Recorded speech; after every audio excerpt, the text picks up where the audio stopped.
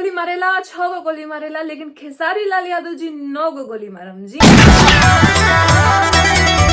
दोस्तों गाना के नाम हटे, जितना भी मतलब रंगदारी वाला गाना के वेट करते रही जा खेसारी लाल यादव जी अपन गुरु जी के रंगदारी गाना के जे वेट करते रहते तो रंगदारी गाना आ गई। जी हाँ दोस्तों, बहुत जल्द आप लोग की सुने के मिली। गाना के नाम हटे 9 गो गोली मारम नथुनिये पर। जी हाँ दोस्तों, पोस्टर आप सबके सामने बाटे। एक गाना के नाम हटे 9 गो गोली मारम नथुनिये पे।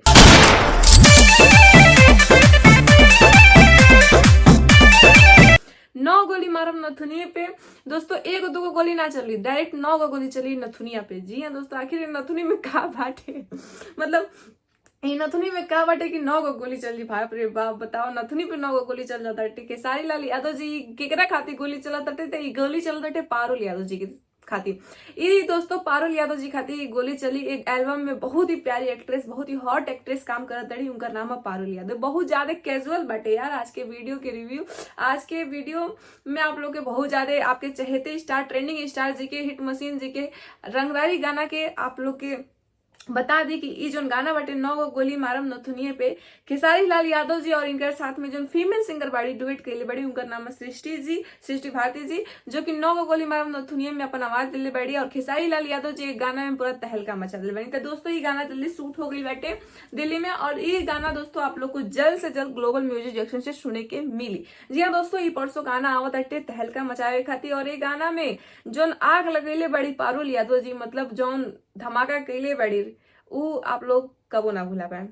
तो बात कही जाओ दोस्तों ये गाना के लिखले के बाटे, तो ये गाना के जो लिखले बाटे उनका नाम है प्रिंस प्रियदर्शी जी लिखले बाने गाना। और एक गाना में जो म्यूजिक दिले बाना उनका नाम है प्रियांशु सिंह जी, मतलब पवन सिंह जी के टीम में जो चहेते प्रियांशु सिंह जी रहे ना, प्रियांशु सिंह जी एक गाना में अपन म्यूजिक दिले बानी और कोरियोग्राफर लेकर सनी बानी।